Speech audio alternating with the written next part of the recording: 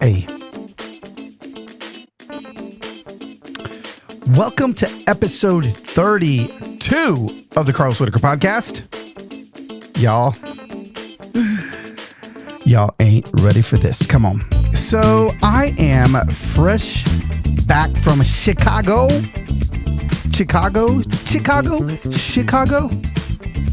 I can't figure out the way I'm supposed to say it. Oh my gosh. I jacked my back up if you're watching on YouTube, which is why I'm adjusting my microphone right now. Oh my gosh, I can't adjust my mic.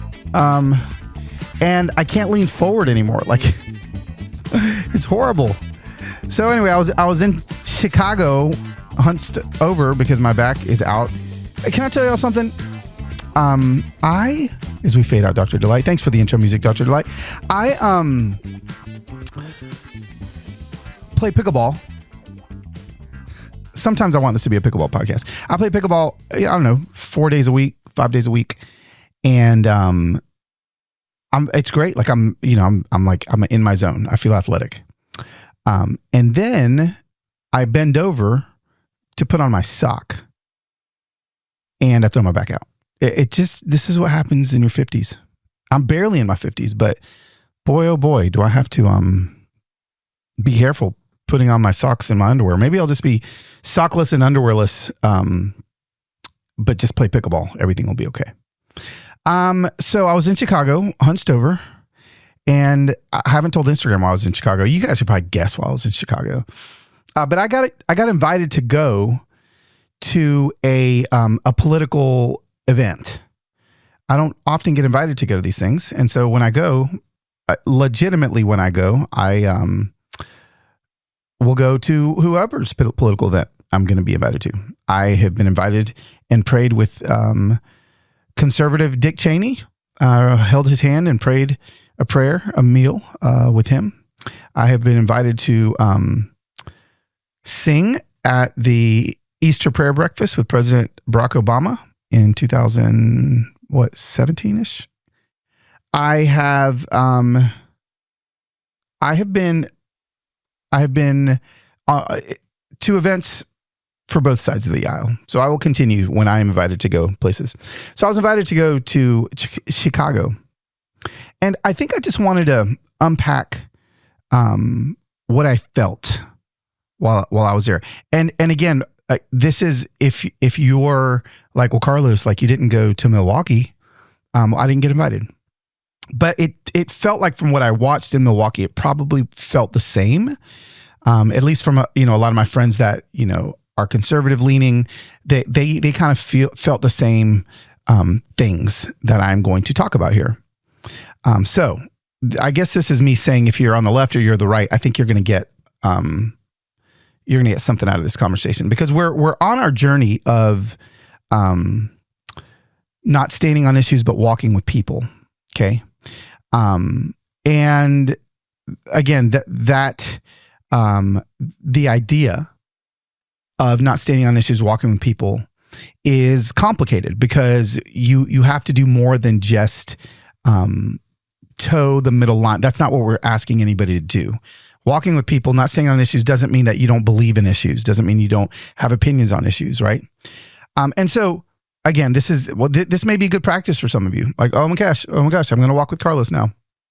And I think it's great, right? I was just on Savannah. Is it Savannah Chrisley? Savannah Chrisley's podcast a couple days ago. And it was an hour-long conversation where we probably don't see everything the same way, but we see so many things the same way. And I appreciate it. I can't wait for you guys to hear that conversation. I think I was surprised by the normality of everybody that was there. And I've had friends that have been to the Republican National Convention and they've kind of said the same thing. I have friends that lean super left that have been there before. I have friends that have obviously leaned super right that have been there. And the normality of people that are just eating their lunch, walking from exhibit hall to it's just normal, and I think sometimes we forget, and I think I talked about this a couple weeks ago, that X, I'm showing my age, Savannah told me that, I'm showing my age when I call it Twitter. X is not reality. Reality is these normal people who got normal jobs and normal cares, walking around together, not arguing. Because here's the thing, even within parties, these parties are getting more fractured and fractured and fractured. There's people on stage that are like, I'm a Republican from Arizona, mayor of some city. I can't remember what city is it. He was, going and I just, I don't fit in that party anymore. So I don't fit here either, but I'm just going to be here. And I'm like, here's the problem. We're all trying to fit into political systems that we will never fit into. And so let me just kind of tell you my feelings while I was there. Can I just do that? We're just going to kind of unpack. This may be a 10-minute podcast. I don't know. But I left and I thought to myself, okay, how was it? What did I feel? And I think the first thing I felt was when I pulled up and the Uber dropped me off, I was like, oh, I felt like, wow, this is kind of cool. To see all unified, to see all these people that are unified around something. Right. And the something that they're all unified around isn't what everybody would think that it is. The something that they're all unified about is this something that they believe is a candidate for president. So that's where that's the only point of unification. Because then if you begin to unpack, because I started to ask people, so what do you agree with this candidate for president? What do you disagree? And they all had some major disagreements with this candidate. So suddenly I'm like, okay, so they all agree on one thing, but they disagree on many things. But the one thing is very important to them, which is why they're all there. So there was a sense of unity. I also, though, felt this sense of sadness while I was there. And I think I probably would have felt the same sadness if I got invited to the RNC as well. And because it was almost like we're getting the wool pulled over our eyes a little bit to believe that somehow our candidate is going to be the one that makes things better for us. That's the ticket. If this person gets in, things will automatically be better. Now, they may be better for issues that you believe in. They may be better for, things like that. But for you individually, and there's a few people where things may get a little bit better. But can I tell you something that our political system is not going to fix our lives. I've had higher taxes. I've had lower taxes. And for the most part, something that I've realized is the political system is not going to move the needle too far one way or the other for most of us. Now, there are some of us that are in desperate need of one issue that the politician that we're looking towards can solve for us. And that one issue is major. So I need you to hear me. There are some people where they are one issue voters. That one issue is going to change their life one way or the other. But can I tell you something? Every 4 years, you're going to have to. That means every 4 years your life is going to change, right? Especially if we keep flip-flopping different parties. Every 4 years, someone's going to come in and deconstruct the thing that has been constructed for you. So I guess my question is is this the thing to be placing our hope in? And I think that's why it made me a little sad. Because, as much hope as everybody had in the building, right? That was kind of the word, the Obama spoke. They're just so eloquent and graceful in the way they speak. And so it felt, it was so hopeful. But I guess what I asked myself when I left was okay, I mean, that felt good. But did what's this hope they're talking about? And listen, here is where I digress not digress, but back to who I am as a follower of Jesus. My hope is built on nothing less than Jesus's blood and his righteousness. And the second I start placing my hope in politicians or governments or political ideals, everything falls apart.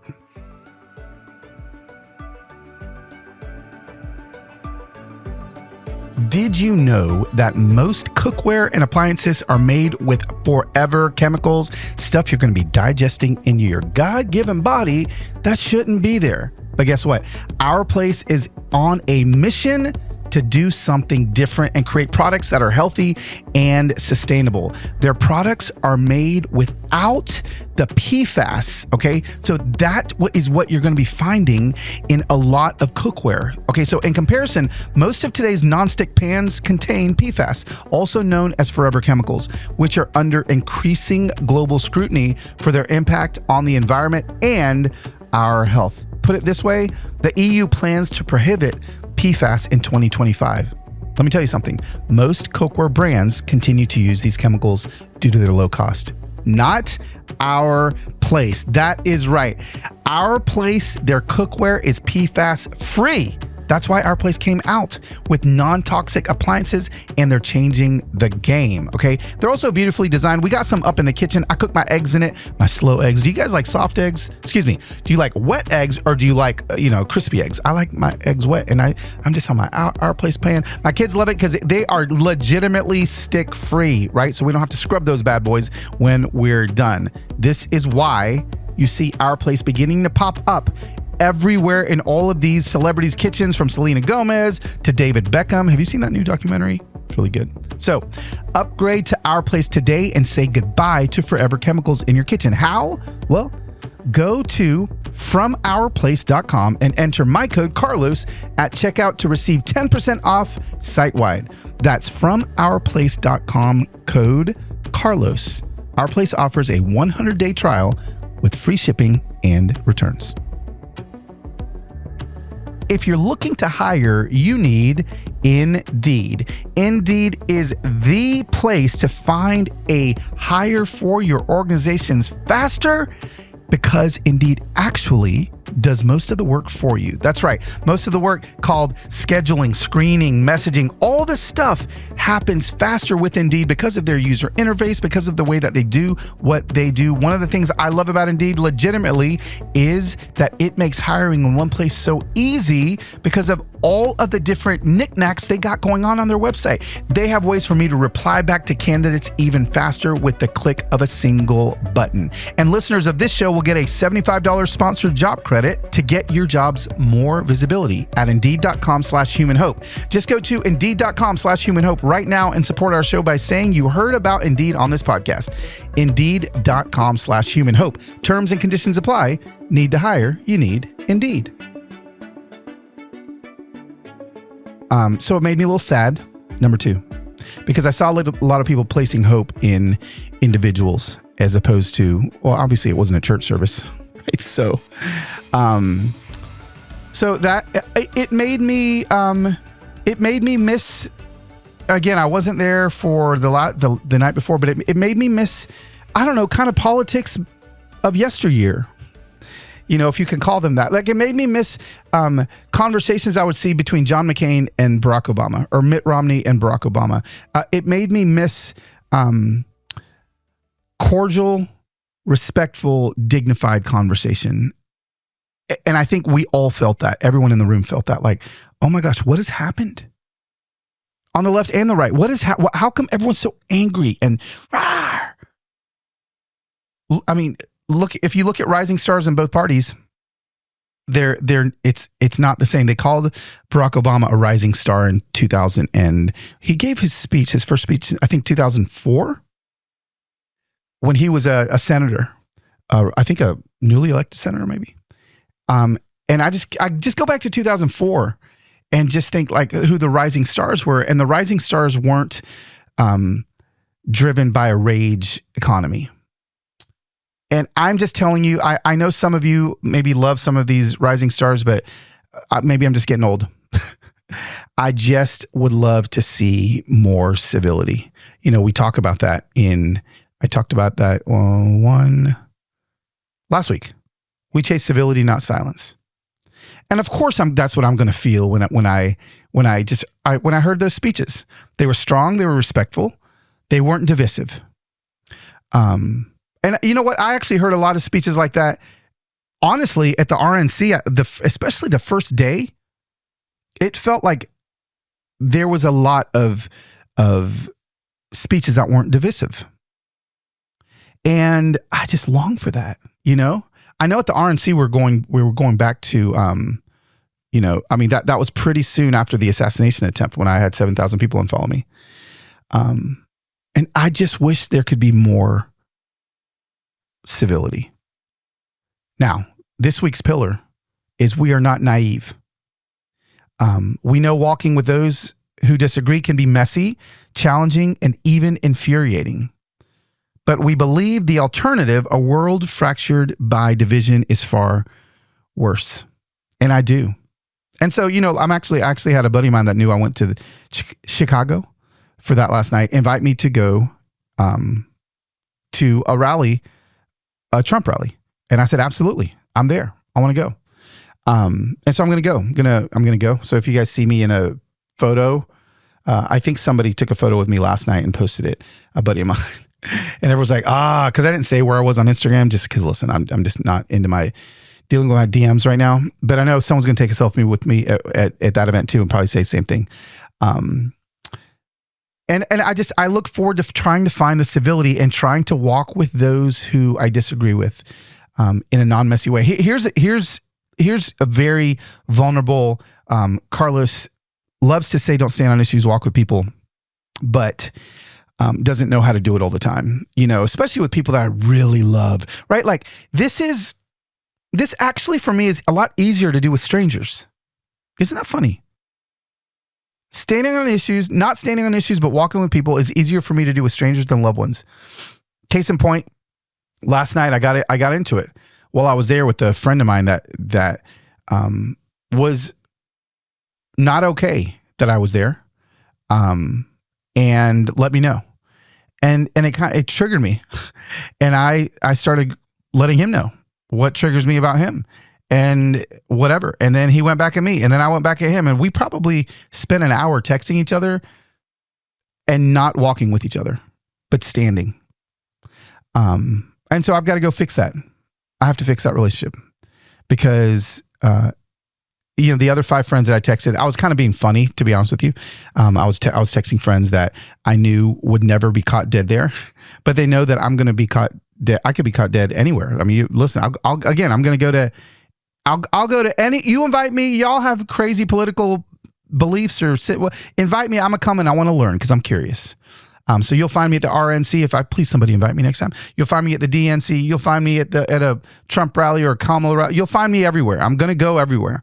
And I'm going to walk with people. And so I thought that FaceTiming some of my friends that would never be caught dead there would be fun. And it was fun until it wasn't. It was fun until it wasn't. And, I have to remember that not everybody, this is my bad. Not everybody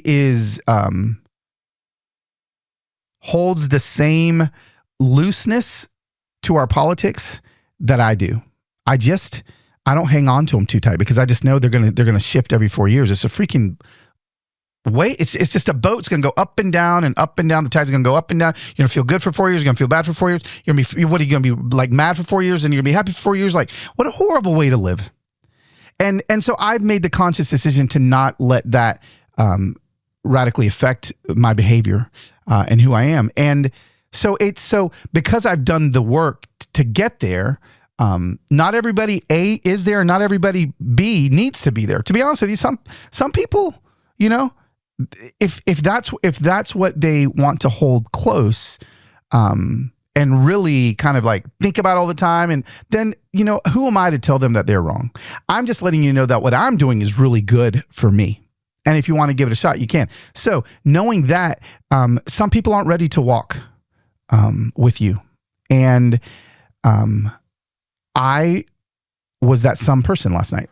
I wasn't ready to walk with a friend that said something that pissed me off. And then what I wanted to start doing is sending, you know how it goes. I want to start sending videos like, oh, wait, you think this person's bad? Let me send you some videos of this person. I wanted to start. And then I'm like, what am I doing? So I said some things I shouldn't have said because I didn't walk with him. And I'm sorry. And I need to apologize to him. I need to fix that today. So, hey guys, so like, this is like, yes, right? Like I'm in the lab here, in the experiment, trying to figure this out. A buddy of mine, Michael Ware, let's see if I can find his, do you guys type, when you go to X, do you type twitter.com or x.com? I'd love to know. But Michael tweeted something earlier today. Oh yeah, it was just a quote from last night from President Obama. It said, our politics have become so polarized these days that all of us across the political spectrum seem so quick to assume the worst in others. He was legitimately saying that on the microphone while I was assuming the worst in another on my phone. I mean, gosh, it's crazy. But anyway, something Michael said, this is a quote from Chesterton. What we suffer from today is humility in the wrong places. A man was meant to be doubtful about himself, but undoubting about the truth. Nowadays, the part of a man that a man does assert is exactly the part he ought not to assert himself. Wow. Typical children's vitamins are basically candy in disguise, filled with 2 teaspoons of sugar, unhealthy chemicals, and other gummy junk that our growing kids should never eat. Y'all remember what those children's vitamins were like back in the 80s? Maybe some of you guys are millennials and were born in the 90s, but they were all just as bad, right? May as well just shove a giant spoon of sugar in our mouths and say, hey, you're going to be healthy now. No. That's not what Hiya is. Hiya fills the most common gaps in modern kids' diets to provide the full body nourishment our kids need with that yummy, yummy, yummy taste that they love. Okay? Listen, formulated with the help of nutritional experts, Hiya is pressed with a blend of 12 organic fruits and veggies and then supercharged with 15 essential vitamins and minerals. And here's what I love. Hiya is sent straight to your door, so all you busy parents have one less thing to worry about. Listen, we've worked out a special deal with Hiya for their best-selling children's vitamin. Receive 50% off your first order. To claim this deal, you got to go to hiyahealth.com/humanhope. This deal is not available on their regular website. Go to hiyahealth.com/humanhope and get your kids the full body nourishment they need to grow into healthy adults. Americans spend an average of 90% of their time indoors and take 20,000 breaths a day. First and foremost, we need to get outside more. Can I tell y'all something? Now listen, the indoor air that we breathe is 2 to 5 times more polluted than the outdoor air. Again, get outside. And in some cases, up to 100 times more polluted according to the EPA. So what's the solution? Introducing an air purifier that captured the attention of the nation. It is Air Doctor. Air Doctor filters out 99.99% of dangerous contaminants so your lungs don't have to. This includes pollutants such as allergens, pollen, pet dander, dust mites, mold spores, and even bacteria that make you sick. We, the Whitaker family, actually have had an Air Doctor humming upstairs in our living room for over a year, and we're so grateful for it. Air Doctor comes with a 30-day breathe easy money back guarantee, so if you don't love it, just send it back for a full refund minus shipping. Head to airdoctorpro.com and use promo code HUMANHOPE. You'll receive up to $300 off air purifiers exclusive to podcast customers. You will also receive a free 3-year warranty on any unit, which is an additional $84 value. Lock in this special offer by going to airdoctorpro.com and use promo code HUMANHOPE. So, that was sobering when I read that on his feed. You know, Michael worked for President Obama's administration, and I just love his balanced perspective. You know, he ran the religious outreach for his campaign, and so I followed him through the years ever since then. He's actually one of the ones that got me to go be able to sing at the White House. And so I think where I'm at here is we are not naive. We are not naive. And I'm not naive that there are things that disgust you about party A or party B. And I'm not naive about that. We should all feel those things, right? That's the humanity in us. But I also believe that the alternative of walking with people in a messy, challenging way is a world fractured even worse. And I think that we can be the solution. I think that the Carlos Whitaker podcast listeners can be the solution for this. I don't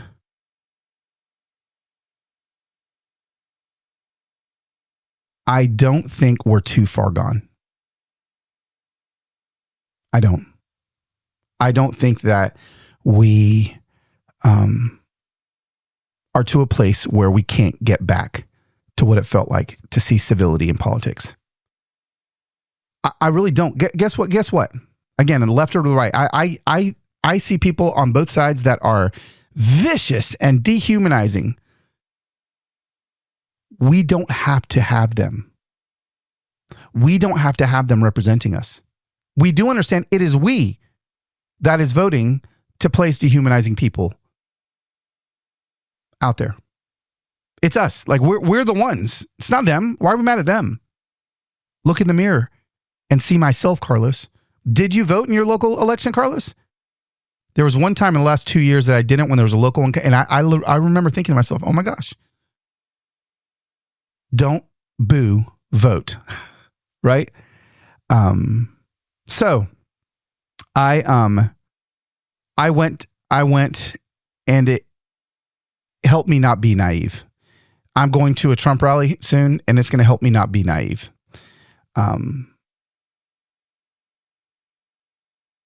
I believe we've got it in us. I believe that no matter who gets elected in November, I would love to see a rise in civility. And when the rise in civility goes up, our naivety goes down. So there you go. That's it. I just want to kind of give you my thoughts. I think at the end of the day, what I felt the most when I left and also, can I just let you know, the perimeter to that place, like it's half a mile around the United Center. And so like, once you go through security with the Secret Service, I mean, and they're not playing, they were not playing. You still have to walk half a mile to get there. So when I left, I had 1% left on my battery, and I was like, oh my gosh. So I had to do my Reconnected book idea, and I had to like remember the directions to get back to my hotel. And so my phone died, and then I was like, okay, I got to get on this train. It's State Street, and then I got to get on the green line to take me to the pink line. And I got there. I got home. But I think, again, overall at the end, I think I missed the civility that we were reminded of for a moment. And again, I did feel this at the RNC when I was watching it. There was a civility. I actually don't even think anybody mentioned the other party the first night of the RNC. And I think because we were sobered, and everyone in the room was sobered to how short life is. So this is Carlos just kind of spilling feelings and thoughts after I landed this morning from Chicago. So honestly, like if there's any listeners out there that have connections into political spaces, whether it's Democrats or Republicans, I would love to enter into more of those spaces. I would love to have more conversations. I would love to have more meals. I would love to really listen. Again, I was on Savannah's podcast, and I was really able to listen to her and to hear her story about the injustice done to her parents and how that has kind of driven her heart in criminal reform. And again, everyone's got a story. Everyone has a reason why they believe what they believe. Something true has happened in their life that has shaped their beliefs and perspectives. And I love to learn that about people. So I just don't ever want to be the guy that is like, hey, I am a Democrat. And if you're not, then no. Actually, like listening to a lot of things I listened to last night, I was like, I don't know if I am anymore. I definitely have been before, And then I'm like, well, am I a libertarian? Oh, I don't know. They got a lot of weird things too. Am I a Republican? I mean, in some ways, I definitely am pretty conservative, but not in a lot of ways, huh? Oh, guess what? I'm homeless. There's a Twitter account called, again, I don't know anything about it. I just know that I like what it's called. It's called the far middle. Instead the far left or the far right. Maybe I'm the far middle. I don't know. Maybe you are too. We can figure this out. Friends, Thanks for hanging out with me. Thanks for letting me just rant for a few minutes. This is good. This is like therapy for me. I love you guys. Hopefully this is helpful for you. Hopefully you didn't unfollow me because I talked about politics.